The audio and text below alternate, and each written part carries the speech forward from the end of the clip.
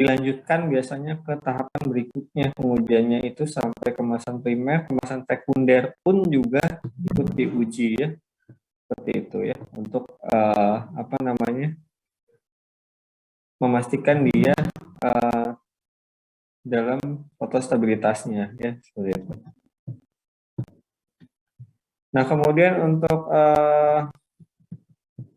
lanjutannya ini untuk pengemasan ya, idealnya untuk melindungi senyawa obat atau sediaan obat dari paparan cahaya, kemasan primer ini mengabsorpsi semua panjang gelombang yang menyebabkan fotodegradasi ya, senyawa obat atau sediaan secara sempurna. Beberapa parameter yang perlu dipertimbangkan ketika memilih kemasan ya, ini ada profil absorpsinya untuk melindungi sebanyak mungkin, dia mengabsorpsi cahaya seperti apa gitu ya, kita harus tahu dari kemasannya ya. Nah ya, atau sediaan fotolabel dari radiasi UV-vis. Kemudian ketebalan lapisan dinding atau film ya. Absorpsi ini meningkat dengan meningkatnya ketebalan lapisan dinding wadah ya. Nah kemudian konsentrasi pewarna, meningkatnya konsentrasi pewarna yang ditambahkan ini akan mengurangi permeabilitas wadah terhadap UV-vis ya, atau sinar UV-vis ya, seperti itu. Nah, fotolisis itu dapat dicegah dengan kemasan yang cocok dalam botol warna ya, atau dengan kemasan luarannya kardus lagi gitu ya, atau kemasan sekunder, atau bisa juga aluminium foil biasanya dalam bentuk blister itu kan ya, atau strip. Kemudian penyimpanan pada tempat yang gelap, atau bisa juga tabletnya di coating gitu ya, menggunakan polimer yang ultraviolet absorber ya, gitu ya, untuk mencegah dari bahan yang fotolabil supaya tidak terdegradasi. Nah kemudian kita masuk ke difusi ya. Difusi, ada yang tahu difusi itu apa ya? Jadi difusi itu ini saya menggunakan slide Pamirhan ya. Jadi difusi itu adalah kalau di sini digambarkan sama Pamirhan adalah orang lagi mengembala domba ya. Mengembala domba di sini. Jadi di sini ada pagar ya. Ada pagar. Nah, ini jadi di sini dombanya masih di dalam kandang, di dalam pagarnya, kemudian dia keluar ya. Nah, inilah proses difusi di mana adanya transfer massa dari konsentrasi tinggi, ini konsentrasinya tinggi dombanya ke keluar kandangnya ke konsentrasi yang lebih rendah. Ya. Ini difusi.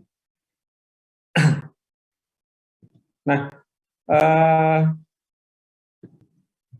jadi difusi itu kenapa sih bisa terjadi gitu ya? Karena dasarnya itu biasanya ya di suatu molekul itu ada namanya gerakan random yang disebut gerak Brown.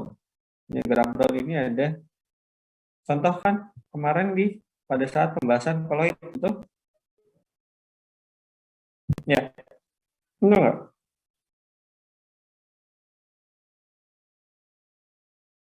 Betul?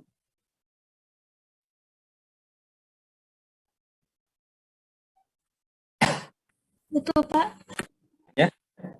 Nah, yang kemarin yang materinya ya, membahas koloid ya. Nah, kecepatan pergerakannya untuk gas itu 10 cm per menit, untuk cair 0,05 cm per menit, untuk padat 0,001 cm per menit. Ada yang tahu bagaimana caranya kita bisa melihat graf Brown dengan mata telanjang atau dengan mata tanpa bantuan mikroskop atau tanpa bantuan apapun?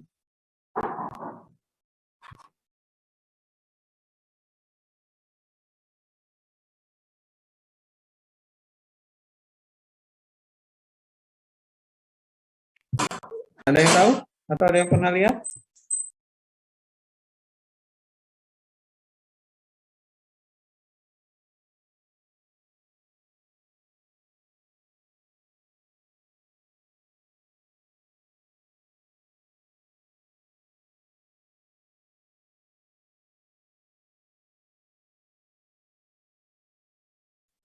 Ada? Ada yang tahu? Belum tahu, Pak. Uh, Kalau mau melihat graf Brown itu, siapa yang suka nonton bioskop?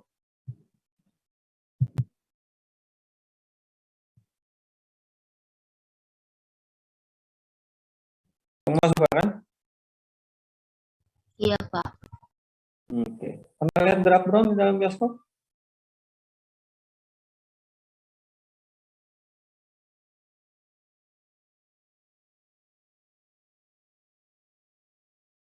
Nah, Yang enggak. pancaran cahayanya itu ya, Pak.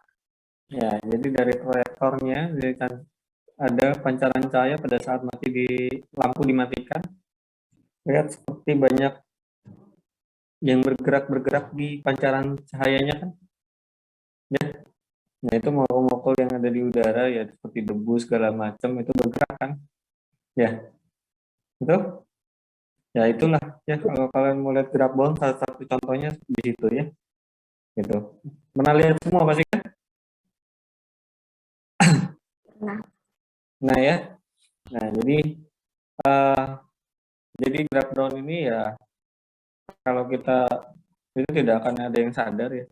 Nah, itu salah satu contoh yang bisa dilihat jadinya graf Brown. Jadi sebetulnya molekul itu ya ada selalu pergerakan random ya, seperti itu. Nah, kemudian ini difusi tadi, jadi ada transfer massa pergerakan molekul karena adanya suatu gaya yang diberikan ini ya. Ada juga yang seperti ini ya. Nah, secara termodinamika ini biasanya tekanan, suhu, atau potensial kimia ini pada sistem 1 dan 2 ini misalnya sama. Ya. Nah, jika pada sistem 1 diberikan molekul A, ya di sini terjadi perubahan tadi, tekanan, suhu, dan potensial kimia ini pada sistem 1. Ya. Nah, jika molekul A ini dapat melewati si membran, ini membran ceritanya, ini terjadi perpindahan molekul A dari sistem 1 ke sistem 2 sampai akhirnya terjadi kesetimbangan. Ya. Nah, membran yang luar ini ceritanya impermeable ya, atau tidak bisa dilewati. Jadi cuma bisa di membran yang imaginary ini ya, seperti itu. Nah, kemudian perpindahannya itu ya, itu biasanya mengikuti hukum pertama fix ya, di mana fix itu ya ada J sama dengan min D, dc per dx ya. Nah, ini J-nya adalah flux ya. Flux itu adalah perpindahannya tadi ya, alirannya gitu ya. Kemudian ada D adalah koefisien difusinya, kemudian ada C ini konsentrasi dan jaraknya pada jarak perpindahannya ya pada permukaan barrier. Jadi koefisien difusi ini D ya. Jadi difusi itu dipengaruhi oleh konsentrasi ya. Kan tadi dari konsentrasi tinggi ke rendah. Ya kan? Di awal pengertiannya, dan lama-lama terjadi kesetimbangan gitu ya. Nah, kemudian juga suhu, tekanan ya, sifat larut dan sifat psikokimia yang berdifusi atau difusa. Ya. Nah, flux ini berbanding lurus dengan perubahan konsentrasi ya, dan berbanding terbalik dengan ketebalan membran difusi atau X-nya, ini tebal membrannya ya. Nah, kemudian proses difusi akan berhenti jika tidak terdapat lagi gradien konsentrasi atau tidak ada perbedaan konsentrasi yang di sini dengan di sini, maka dia akan berhenti difusinya dan dinyatakan dengan kondisi setimbang ya, seperti itu. Untuk keadaan tunak atau sync condition ya, nah ya. Nah, ini bisa dilihat ya, apa namanya, kondisi tunak itu di mana kondisi kecepatan difusi berjalan secara konstan ya. Nah, ini bisa dilihat di sumber kompartemennya, atau ini ada membrannya, dia melewati ke sini. Nah, inilah donor kompartemennya ya, ini dia tadi ya. Biasanya yang dari konsentrasi tinggi ke konsentrasi rendah tadi itu dengan melewati si membran ini. Nah, ini ada H-nya ya. Nah, ini adalah ketebalan dari si membrannya ya. Nah, kondisi tunak itu pada saat dia mulai berjalan, difusinya berjalan secara konstan. Nah, difusi melalui membran pastinya tadi sudah dibilang akan jaraknya mempengaruhi dan otomatis tebal membran ini akan mempengaruhi ke jarak. Jadi tebal membran itu pun akan mempengaruhi. Dan yang penting lagi adalah permeabilitas.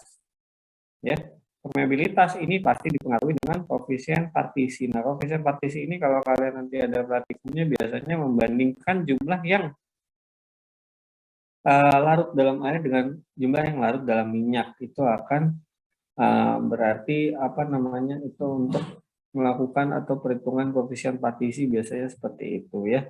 Nah, makanya kalau kalian apa namanya untuk obat biasanya untuk dapat diabsorpsi gitu ya. Kalian udah dapat biofarm belum sih? Biofarmasetika? Sudah belum? Anak klinis Pak yang dapat Pak. Kalau kalian belum ya semester depan ya? Mungkin semester depan. Ya, nah jadi untuk suatu obat bisa melalui proses absorpsi, ya itu biasanya dipengaruhi oleh kerutan dan permeabilitas. Ya, permeabilitas ini akan mempengaruhi proses difusinya. Ya, nah seperti itu. Nah, difusi ini makanya di sini ada koefisien difusi, ada koefisien partisi. Ya, kenapa tadi saya bilang membandingkan koefisien partisi ini membandingkan antara jumlah yang larut dalam minyak dan larut dalam air? Karena biasanya membran-membran yang ada di tubuh kita itu adalah membran dua layer yang dimana ada membran yang bersifat lipofilik dan hidrofilik seperti itu ya. Nah, jadi permeabilitas adalah kemampuan suatu molekul untuk melewati membran. Makanya itu mempengaruhi proses absorpsi obat.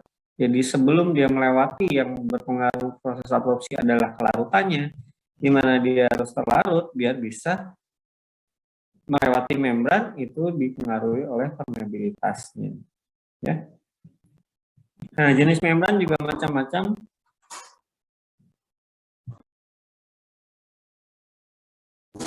Bentar ya.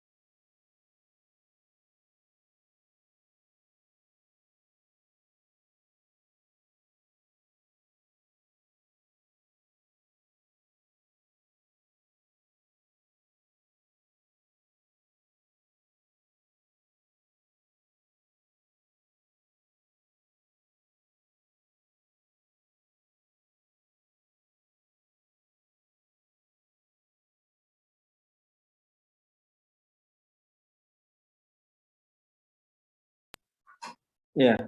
Nah, membran ini bermacam-macam ya. Ada yang berliku memiliki pori ya, kulit ya ini. Ada yang apa namanya berpori yang bolong-bolong seperti ini gitu ya. Nah, ini ada yang berliku dan ada juga yang apa namanya yang dia homogen film berbentuk satu lapis gitu ya, seperti lapisan seperti itu, tidak ada bolong-bolongnya ya seperti itu. Nah, ini juga akan mempengaruhi tadi ke kemampuan obat untuk absorpsinya gitu ya. Tadi sudah saya jelaskan rata-rata, tapi untuk proses absorpsi obat dalam tubuh itu dia melewati membran yang dua layer gitu ya. Ada lipofiliknya, ada hidrofiliknya. Nah, inilah yang saya sampaikan tadi, difusi multilayer, ya ini lipid layernya atau bagian yang lipofilik, ini bagian yang hidrofilik ya. Nah, ini obat. Nah, inilah proses yang terjadi untuk proses difusinya gitu ya. Nah, pada kenyataannya proses difusi ini terjadi melalui membran yang berlapis-lapis. Nah, di uji ya, ini menyatakan difusi obat yang diberikan secara topikal melalui kulit. Nah, kulit terdiri dari lapisan hidrofilik ya dengan lapisan lipofilik ya. Nah, obat memiliki koefisien partisi dan difusi yang berbeda-beda tergantung pada sifat obat itu sendiri dan sifat membran yang akan dilewatinya. Makanya permeabilitas sangat dipengaruhi oleh koefisien partisi tadi ya. Nah, kemudian untuk mengontrol proses difusi ya, ini misalnya adalah ini apa namanya, bisa dilihat dulu, ini adalah lapisan apa? Lapisan air ya, gitu ya. Atau kompartemen awalnya sumber ya, kemudian ada ini namanya lapisan difusi ya. Jadi dia akan sebelum membran itu akan berkumpul dulu di permukaan membran ya, ini akan membentuk sesuatu yang namanya lapisan difusi. Nah, setelah selesai ini juga akan, atau setelah melewati membran, bukan selesai ya, melewati membran juga akan terbentuk lapisan difusi, baru terakhirnya masuk ke kompartemen yang reseptornya ya. Jadi ini kompartemen sumber tadi di awal. Nah, kenapa bisa begini? Ya, kalian udah pernah kuliah offline atau praktikum? Sudah, Bang. Sudah.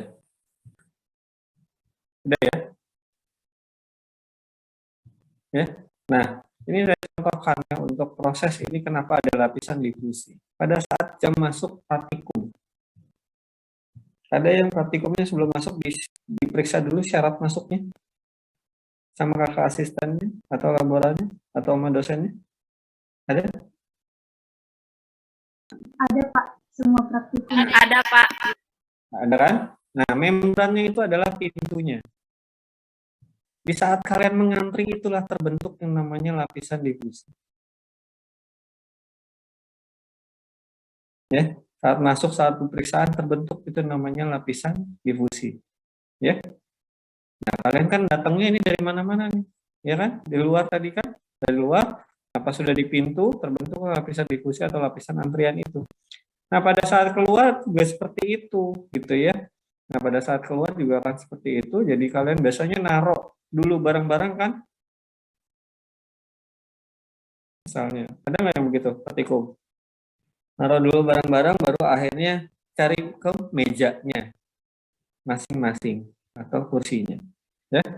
Nah, jadi jika pada suatu membran terdapat dua lapisan pelarut yang stagnan, nah ini tadi disebut lapisan difusi. Pada kedua sisi membran atau multi layer difusi juga ini disebut ya. Nah, jika permeabilitas membran itu rendah ya.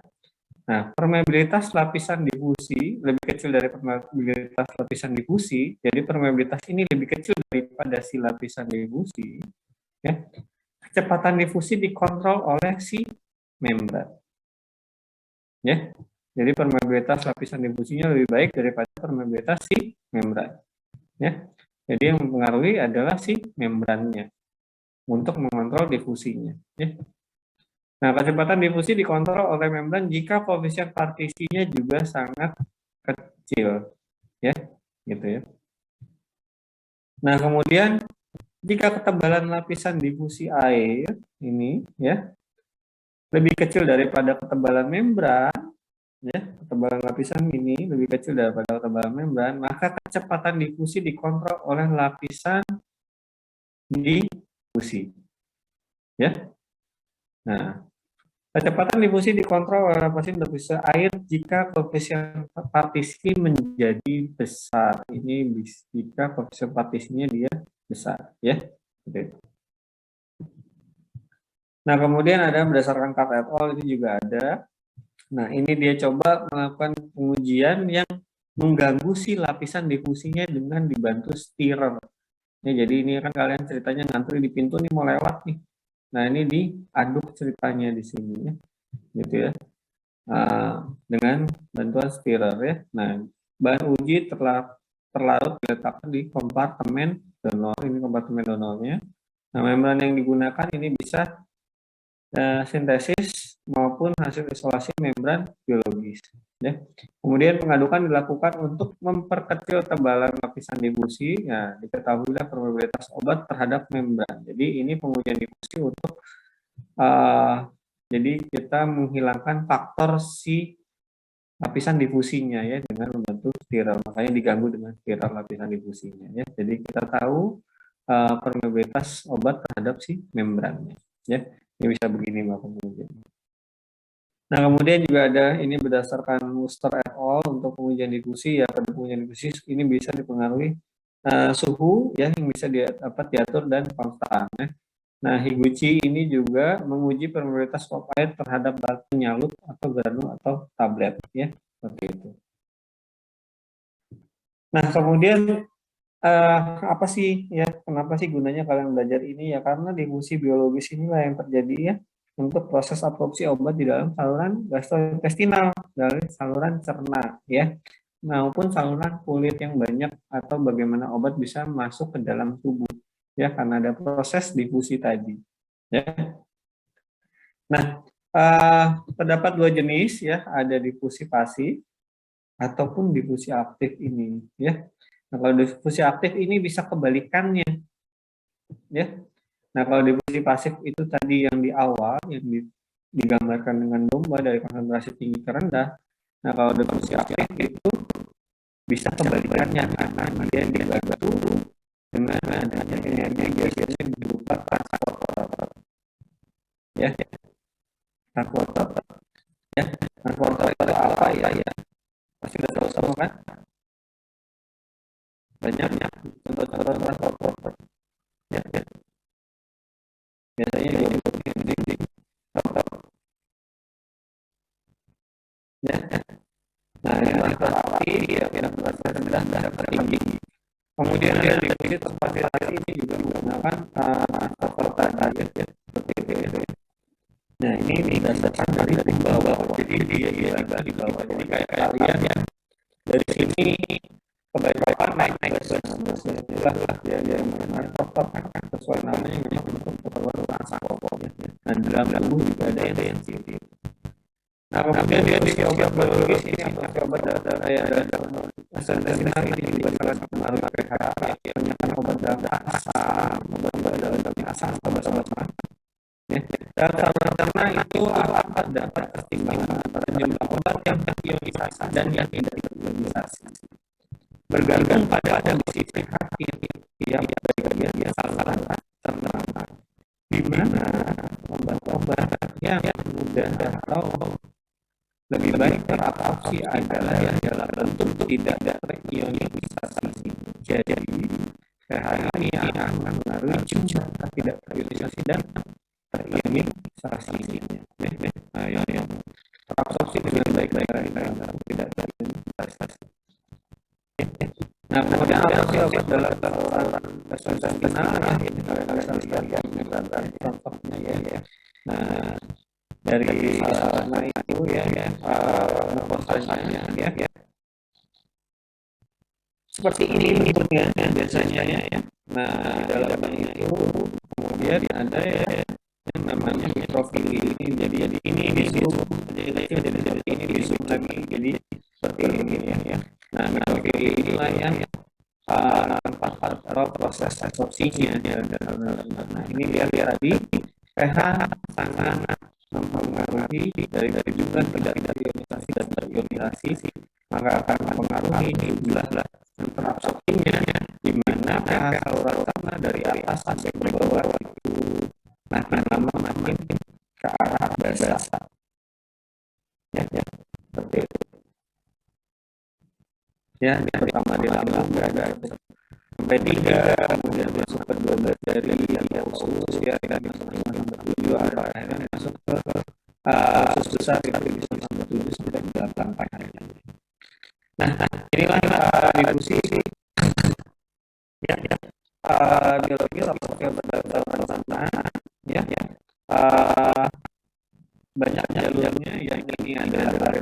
diet, bisa juga dengan cara eksosis. Nah, ini ada yang namanya transeluler. Ini ada yang namanya paraseluler. Transeluler tadi dia memenuhi sel, ya. Paraseluler yang melewati di antara sel, ya. Nah, kalau mediated ini biasanya transeluler, ya. Atau yang dibantu dengan transporter tadi dia sampaikan, ya.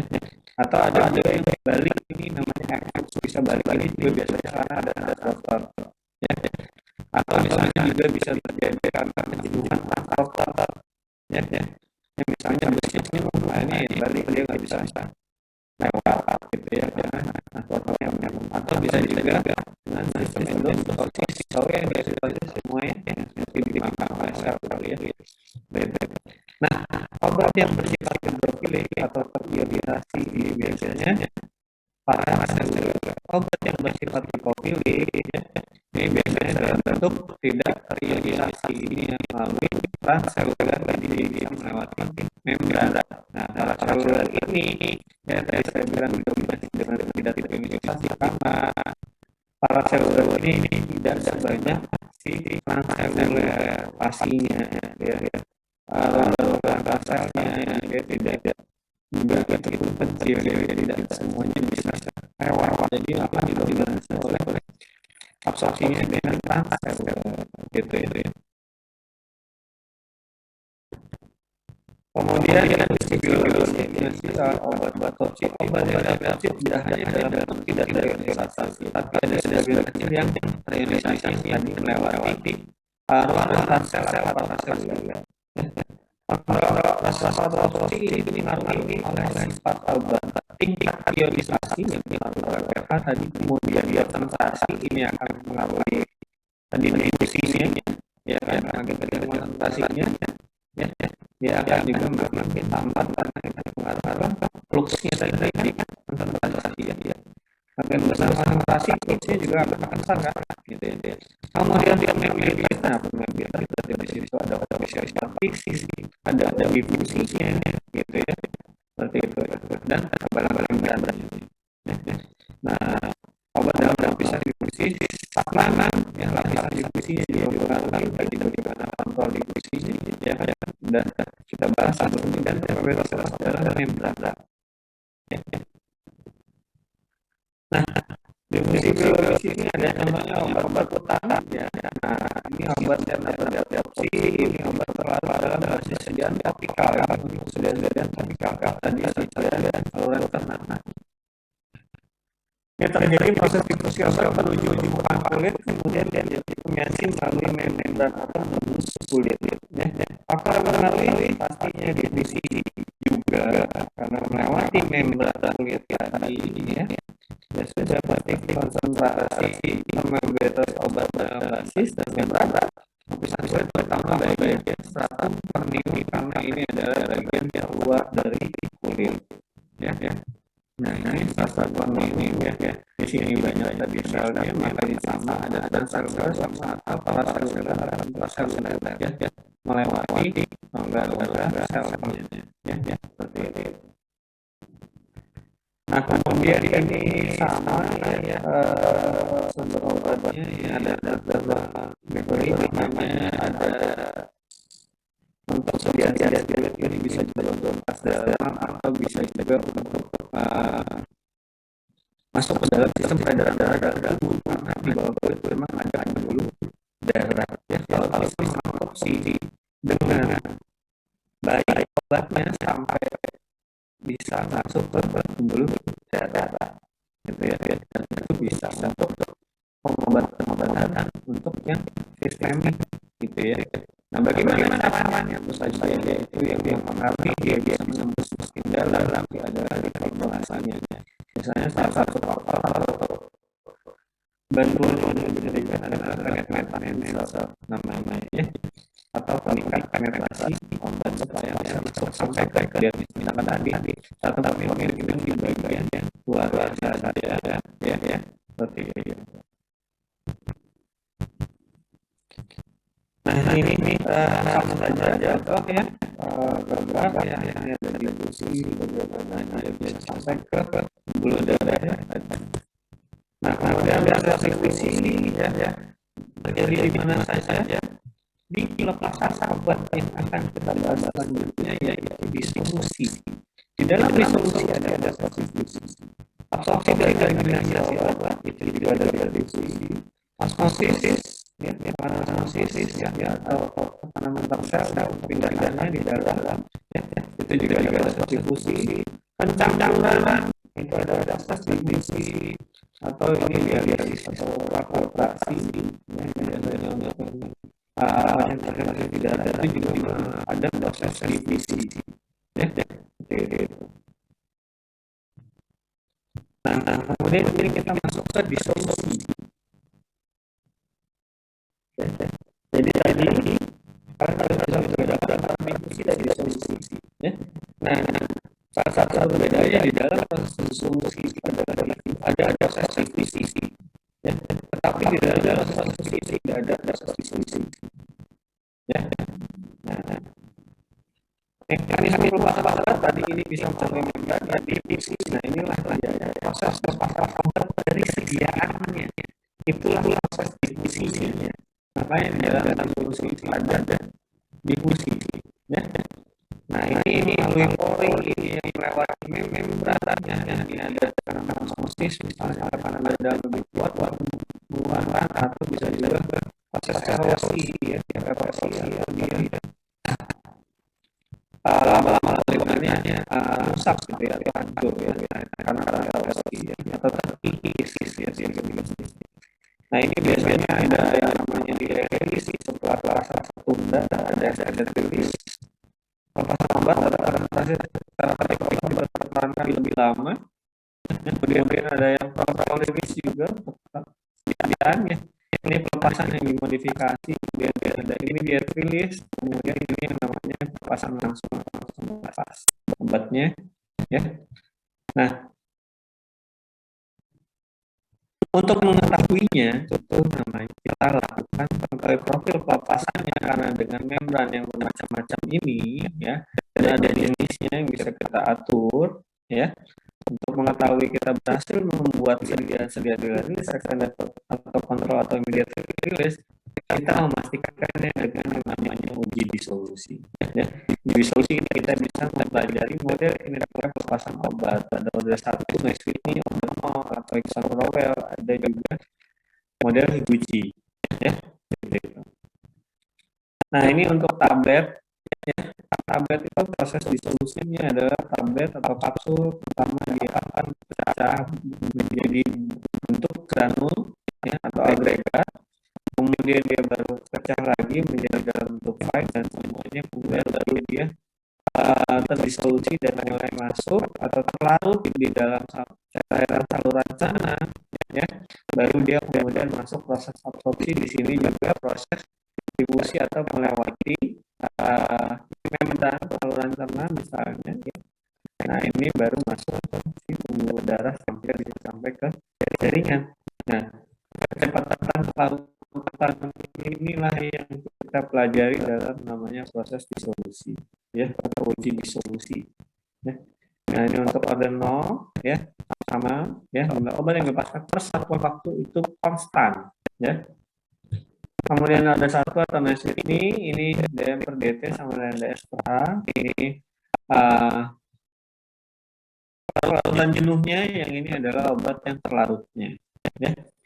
Jumlah obat yang dilepaskan satuan waktu bergantung pada konsentrasi, jadi dipengaruhi oleh konsentrasi, ya. Masih ingat kan kemarin kita belajar order 1, kenapa? Karena pangkat 1 kan ordernya, ya. Makanya dipengaruhi oleh konsentrasi kan. Kalau order 0 kan tidak dipengaruhi konsentrasi, ya, karena pangkat 0 kan, ya. Nah, M ini adalah massa obat, D adalah koefisien difusi, S ini adalah luas permukaan partikel, H ini tebal lapisan difusi, T ini adalah waktu, ya. Nah, model pelepasan mode 1 ini pada kondisi sink atau kondisi lunak atau konsentrasi rendah biasanya, ya. Nah, DM per DT-nya sama dengan DS per A, ya, karena C-nya lebih kecil sekali. Ini kan dari sini tadi, C-nya ini kecil sekali. dianggap tidak ada, jadinya seperti ini rumusnya ya. Nah, sehingga proses disolusi akan dipengaruhi oleh kelarutan obat tersebut. Makanya ini adalah kelarutan si jenuh dari si obat. Ya. Nah, makanya proses absorpsi itu dipengaruhi oleh kekuatan, ya. Nah, dan permeabilitas, ya, proses absorpsi. Ya. Nah, ini dari sediaan keadaan dalam bentuk matriks, ini mulai lepas, ya. Ini ada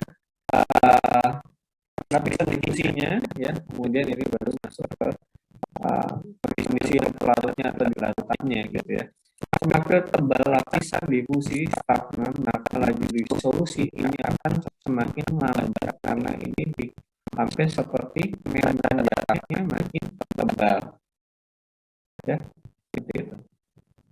Nah, kemudian ada pelepasan obat dari ekstraktor. Ini obat berdasarkan luas permukaannya, karena pelarutan partikel juga dipengaruhi oleh luas permukaan, kan, ya.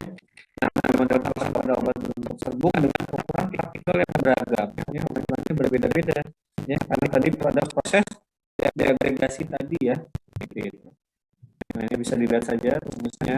M0 ini masa awal partikel obat, ini masa partikel obat yang tidak larut, ya. K ini pelepasan pelepasan obat, T ini adalah waktu.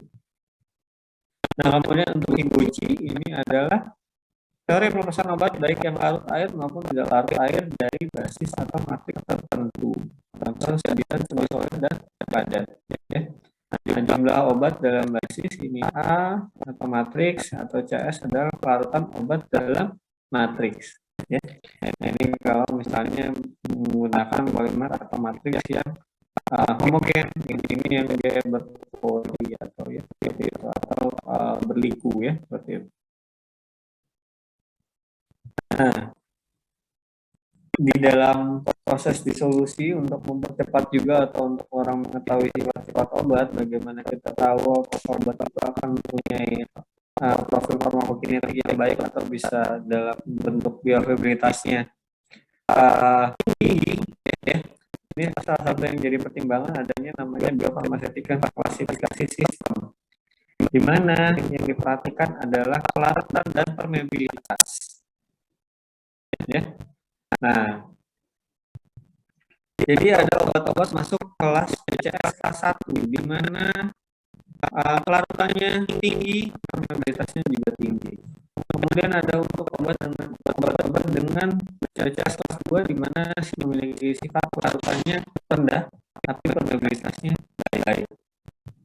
Kemudian ada juga yang ketiga, kebalikan dari yang dua, ini kelarutannya tinggi, tapi permeabilitasnya rendah. Ada juga yang masuk kategori keempat, ya, itu ada BCS dengan sifat obatnya biasanya kelarutannya rendah, permeabilitasnya juga rendah, dan biasanya diakhiri dengan bioavailabilitasnya yang juga tidak baik, ya, seperti itu.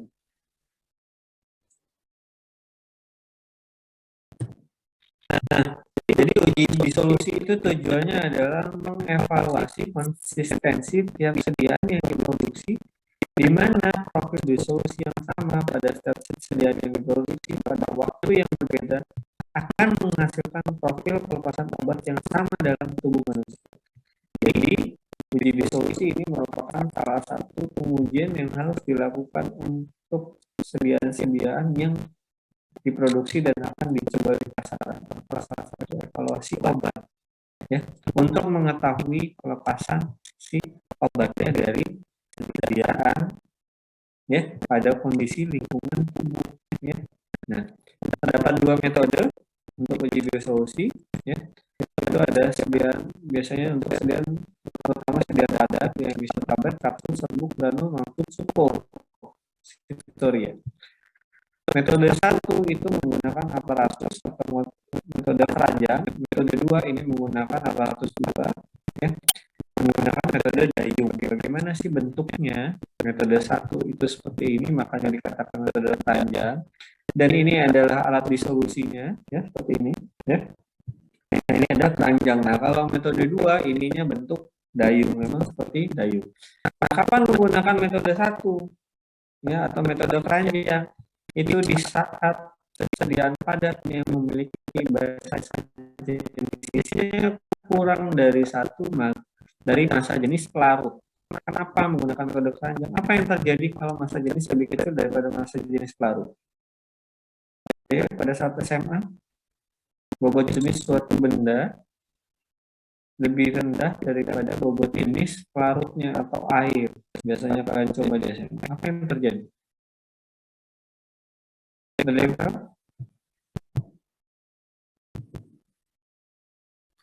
Terbentuk dua lapisan, Pak. Terbentuk dua lapisan. Dia jadi ngambang gitu, Pak. Jadi apa? Jadi ngambang gitu, dia nggak bisa ke dasar dari pelarutnya gitu. Terus lapisannya di mana?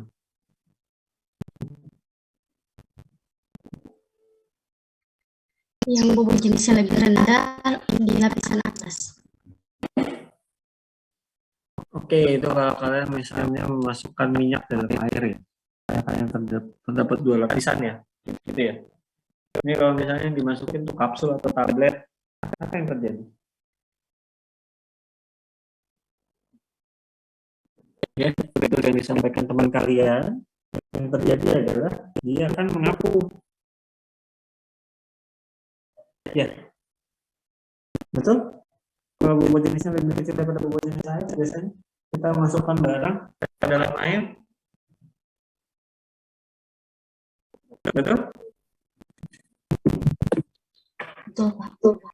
Ya. Nah, kalau dia mengapung, tidak semuanya dia akan bagian dari obat tersebut yang akan bersinggungan dengan air atau dengan pelarutnya, sehingga akan mempengaruhi dari proses pelarutannya.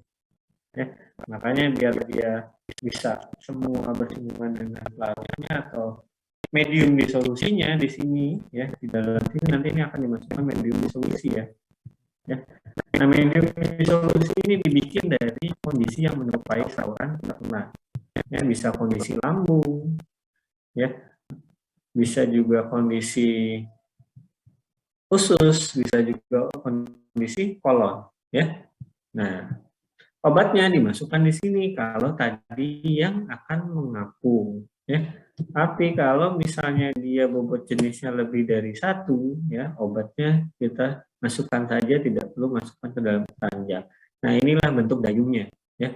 Nah, inilah yang namanya metode 2. Ini untuk tablet, serbuk atau granul yang massa jenisnya ya lebih besar daripada massa jenis larutnya. Dia akan berada di bagian dasar dari si alat disolusinya, ya, seperti itu. Nah, tadi seperti yang saya sampaikan, dia akan mengikuti kondisi tubuh. Tentu saja dia akan mengikuti tadi apakah kita uji di kondisi khusus, apakah kita uji di kondisi lambung, dan kita juga uji mungkin apakah di kondisi kolon, ya. Itu yang kita perhatikan tadi kalian sudah saya sampaikan. Yang membedakannya adalah dari pH-nya dan ya kan, jadi pH-nya ya. Mediumnya akan berbeda pH-nya, tergantung kalian menguji di medium apa dulu atau kondisi apa dulu ya. Dan pastinya suhunya ini juga mediumnya harus diatur sama dengan suhu tubuh ya, seperti itu. Nah, jadi hal yang perlu diperhatikan sebelum melakukan uji disolusi, metode yang digunakan 1 atau 2, tadi udah tahu bagaimana cara memilihnya. Komposisi suhu dan volume media disolusi ini mengikuti kondisi realnya atau kondisi tubuhnya, ya, biasanya menyesuaikan. Kecepatannya juga, ya, ini 50 kah, 75 kah, apa 100 rpm. Dayungnya itu berputar atau keranjangnya. Ya. Kemudian waktu pengujian, waktu dan jumlah pengambilan sampel. Kapan kita melakukan atau mengambil sampelnya untuk diukur. Nah, bagaimana mengukur kadarnya, karena kita melakukan pelepasan obat kan. Mengukur kadarnya ya seperti secara kimia, bisa menggunakan divisis, bisa APLC, ataupun kalau ada juga yang bisa menggunakan titrasi dan lain-lainnya. Nah, akhirnya kita bisa mendapatkan jumlah si zat aktifnya yang lepas berdasarkan waktu. Ya, jadi kita mendapatkan profil disolusinya. Nah, media disolusi ini tadi umumnya 900 mili, ya. Nah, ini media disolusi dapat berupa air, larutan NaCl 0,1 atau buffer tadi yang diatur pH-nya, ya.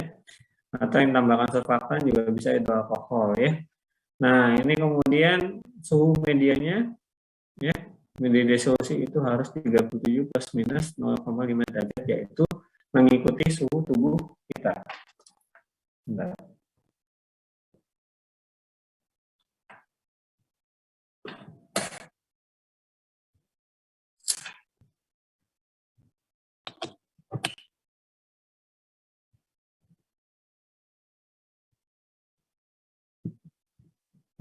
Oke, kemudian media disolusi ini contoh-contohnya bisa dilihat ya, ini untuk kondisi lambung ya. Nah, ini untuk kondisi usus ya. Nah, bisa seperti ini pembuatannya ya.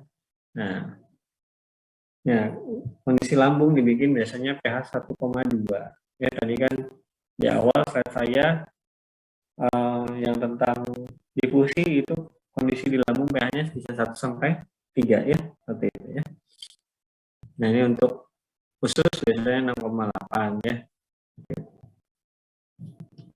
Nah, ini profilnya akan seperti ini. Jadi kalian akan mengambil misalnya ini waktunya dalam menit diambil pada menit ke-10 sampelnya ya. Jadi obat pertama dimasukkan ke dalam sini, kemudian ini adalah tempat untuk mengambil. Misalnya tadi ngambil berdasarkan waktu ya. Menit ke-10 setelah diambil, misalnya diambil 5 mili, kita harus memasukkan kembali 5 mili. Karena airnya akan makin lama berkurang karena nanti akan mempengaruhi konsentrasinya. Karena airnya makin kecil kan jumlahnya. Misalnya ini tadi 900 mili, diambil 5 mili, jadi cuma 895. Cuman jumlah obatnya kan makin lama makin terus berlarut, makanya harus dikembalikan lagi ke dalam 900 mili. Nah, setelah itu diambil, diukur kadarnya, baru dibikinlah grafik seperti ini.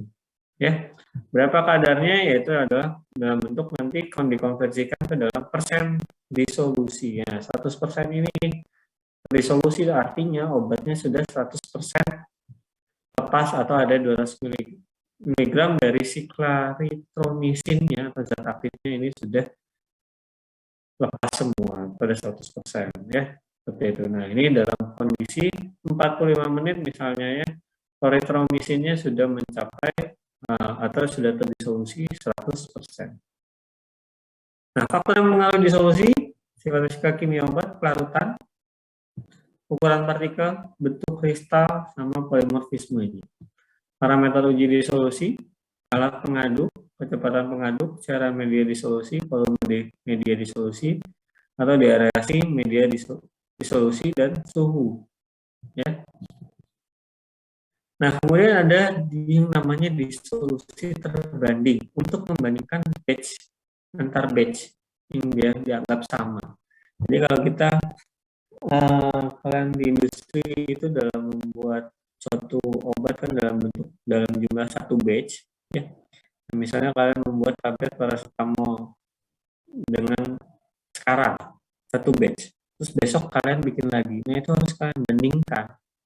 Hasilnya itu harus sama, atau dia dengan bagaimana cara membandingkannya atau dikatakan sama, yaitu dengan melakukan uji disolusi terbanding ini. Ya. Nah, uji disolusi terbanding ini ya, disolusi obat lebih dari 85% ini ya, ini harus kalian perhatikan. Syaratnya melakukan uji disolusi terbanding, karena kita akan mencoba hitung ini kalian ya. Nanti kalian coba hitung, ini dicatat rumusnya ya. F2 sama dengan 50 dikali log ini 100 per akar 1 ditambah penjumlahan. RT ini adalah jumlah persen obat referensi yang pada waktu T ya, sedangkan T ini adalah yang jumlah persen obat yang diuji ya. Ini obat misalnya batch yang sebelumnya, ini batch yang kita uji ya, pada waktu T juga ya. N ini adalah jumlah pengambilan sampel ya. Nah, bagaimana cara menghitung ini? Perhatikan syaratnya. Disolusi obat lebih dari 85% pada waktu 15 menit. Jadi kita menguji ya, lebih dari 50% pada waktu 15 menit. Seperti ini contohnya, klaritromisin ini tadi. Ya. Lebih kan pada waktu 15 menit 50%? Lebih dari 85% enggak? Enggak kan? Enggak ya? Ini? Tidak ya? Oke. Nah, tapi kalau misalnya yang lebih, ya itu kan tadi tidak dia ya. Nah, kalau lebih pada waktu 15 menit, ini masuk kondisi 1. Nah, nanti kita lihat kondisi 1 itu apa. Nah, jika tidak, maka harus memenuhi kriteria F2, ya, atau lebih atau sama dengan 50 F2-nya. Nilai F2 yang dihitung ini, ya, atau kondisi 2.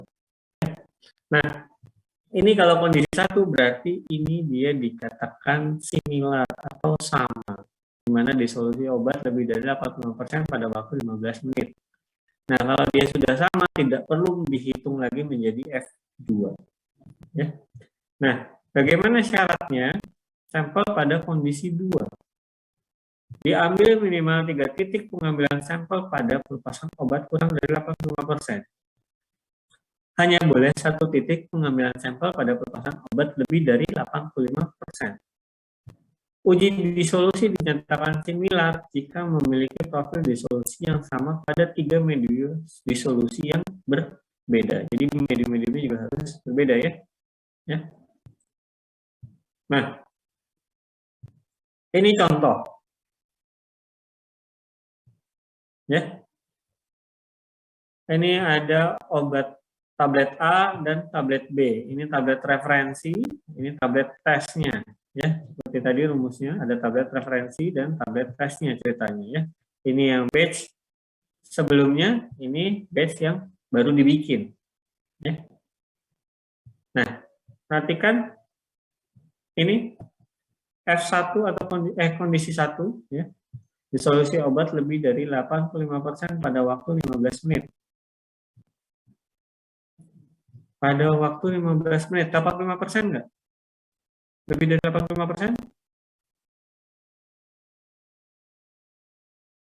Untuk yang sampel yang A, contoh A, lebih dari 15, lebih dari 85% enggak? Lebih. Berarti dia masuk kondisi 1. Kalau masuk kondisi 1 tidak perlu dihitung F2. Kemudian lihat yang B. Pada waktu 15 menit lebih dari 85%? Kurang. Berarti dia harus masuk kondisi 2 ya. Jika tidak, dia harus memenuhi kriteria F2 atau kondisi 2. F2-nya harus lebih dari 50 baru dia dikatakan sama. Karena kita namanya membandingkan kan. Dia berbeda atau sama hasilnya kan. Ya. Nah, bagaimana cara ngitungnya? Ini dia. Ya. Nah, lihat ya, karena 15 menit lebih dari 80%, kita perlu menghitung F2, perlu jawabannya kan? Ya. Bagaimana cara menghitungkannya? Tentukan dulu nilai N-nya. N-nya 3. Dari mana nilai N ini? Perhatikan syaratnya slide sebelum saya ini. Minimal 3 titik pengambilan sampel pada pelepasan obat kurang dari 85%. Hanya boleh 1 titik pengambilan pada pelepasan obat lebih dari 85%. Ingat aja 2 syarat. Itulah untuk menentukan N. Hanya boleh minimal 3 titik. 1, 2, 3. Betul? Untuk yang kurang dari 85%. Ya. Nah, kemudian syarat yang kedua hanya boleh 1 titik lebih dari 85. Ini ada yang lebih karena 91, 85 hanya boleh 1. Berarti M-nya sama dengan 3. Paham sampai sini?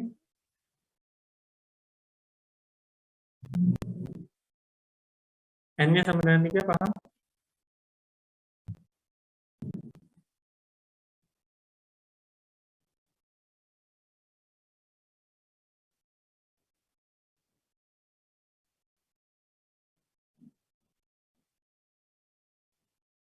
Paham?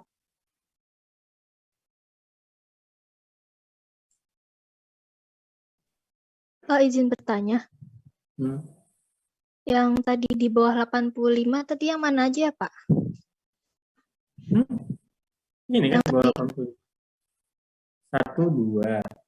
Minimal tapi 3 titik karena kita nggak ada 3 titik, cuma ada 2 titik kan, dan hanya boleh 1 titik diambil pada saat lebih dari 85, maka kita ambillah ini 1.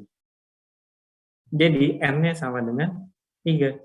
Jadi yang diambil sampai menit ke 20 datanya untuk menghitung si F2 di mana rumus F2-nya ini. Sudah kalian punya data ini, ya kan? Dikurang ini untuk n-nya 3. Berarti penjumlahan ini dikuadratkan, berarti ya ini pengurangan referensi ditambah tabel tes, berarti 55 dikurang 57 dikuadratkan, ditambah 72 dikurang 78 dikuadratkan, ditambah 85 kurang 61 dikuadratkan. Baru terakhir kalian jumlahkan dari hasil yang tadi itu, yang 3 itu, baru dibagi n. N-nya 3. Ya. N-nya 3 kan? Nah. Ini rumusnya seperti ini, jangan lupa di akar, ini 100, ini adalah dalam bentuk log. 50 dikali log si hasil kalian hitung itu. Ya. Nah, hitungannya hasilnya adalah 64. Karena dia lebih dari 50, maka dia dikatakan similar atau sama antara tablet B dan tablet E, ini dikatakan sama. Paham sampai sini?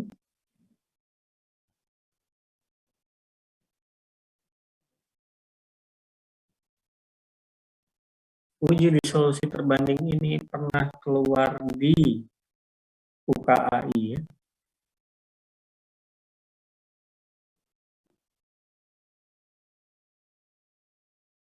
Jadi kalian harus bisa. Paham bagaimana menentukan M-nya, bagaimana menghitungnya? permisi, Pak. Ya. Boleh diulang, Pak, yang itu dari step masukin datanya ke rumus, Pak? Ya. Ini kan? Ya. Jika disolusi obat lebih dari 85% pada waktu 15 menit, dia masuk ke kondisi 1 dan tidak perlu dihitung dan langsung dikatakan dia similar. Contohnya ada di sini, ya, yang example 1A. Lebih dari 85% pada menit ke 15. Betul? Kalau dihitung kedua tidak perlu, karena langsung bisa disimpulkan dia similar karena lebih dari 80% di dalam 15 menit. Hitung kedua adalah jika tidak seperti ini, di luar kondisi ini. Nah, kita lihat di contoh 1B.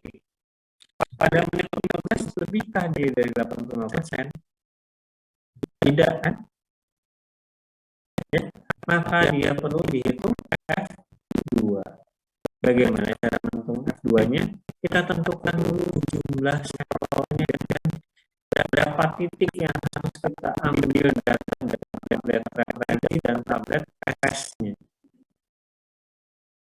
Ya, nah ini dijawab, jawabannya adalah 3.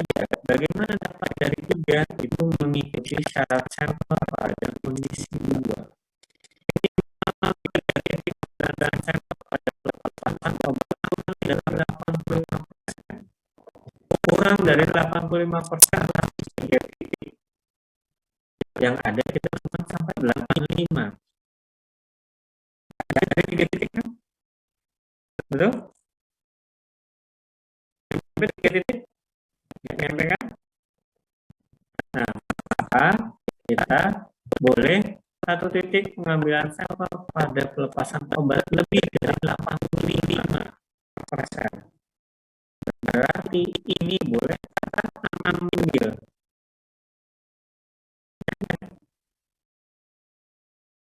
Makanya akarnya jadi 3.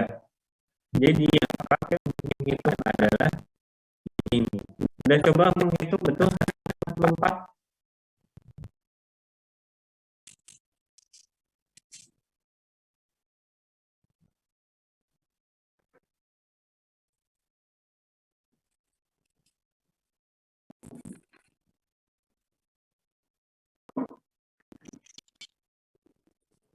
Betul?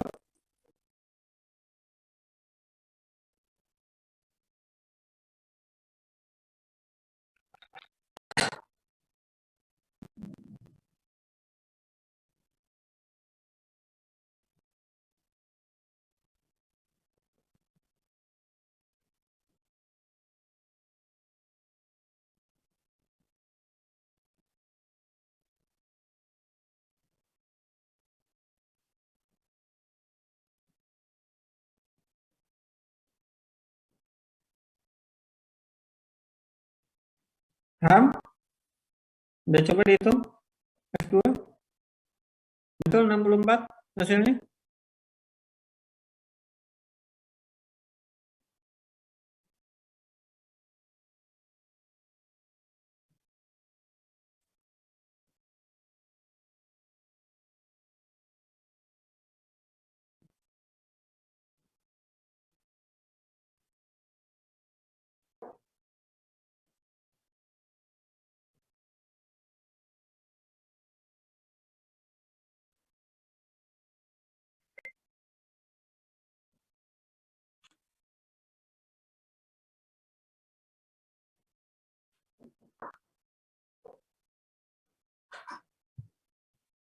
Sudah dapat belum? 64?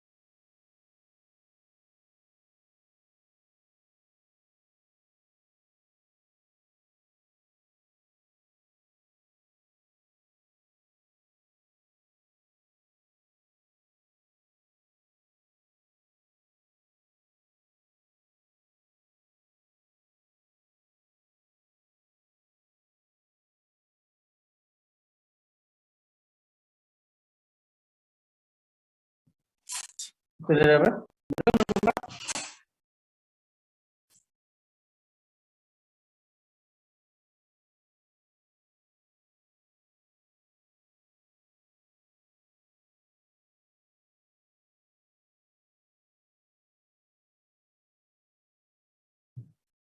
Dapat nggak?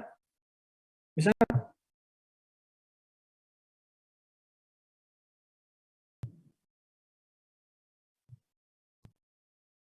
Nggak ada jawaban ini.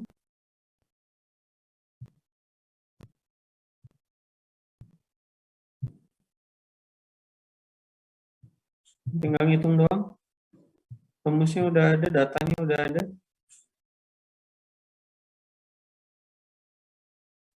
Iya Pak, 64. Udah, betul. Bisa. Bisa Pak.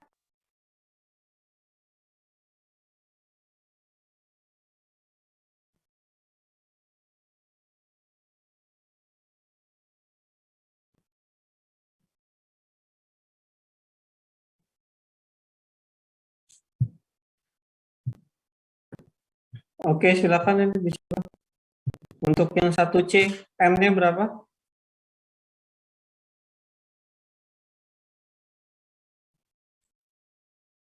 Ingat syaratnya.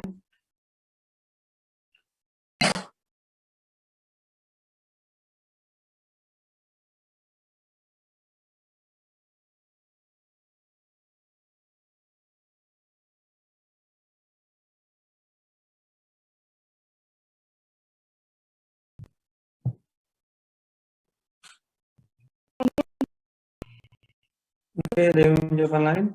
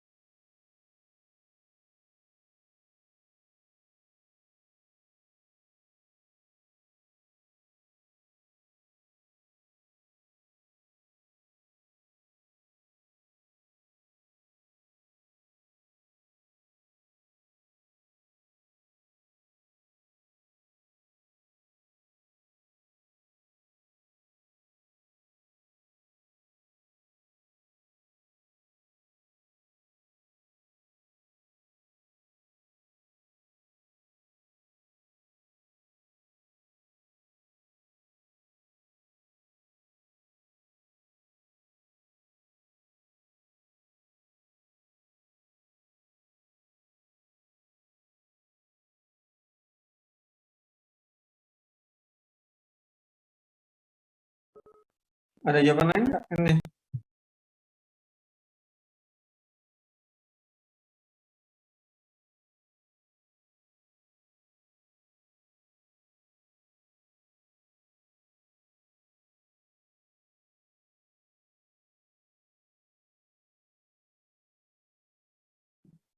kalau yang 1D, M-nya berapa?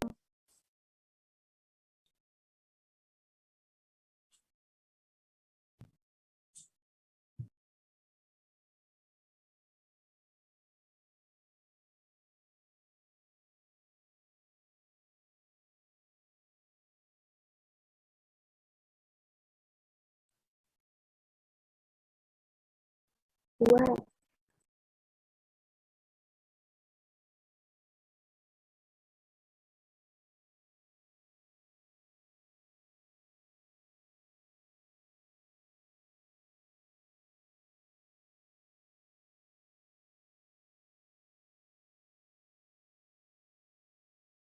Berapa? Yang D? 2. Pakat semua? Ada yang beda? Jawaban beda?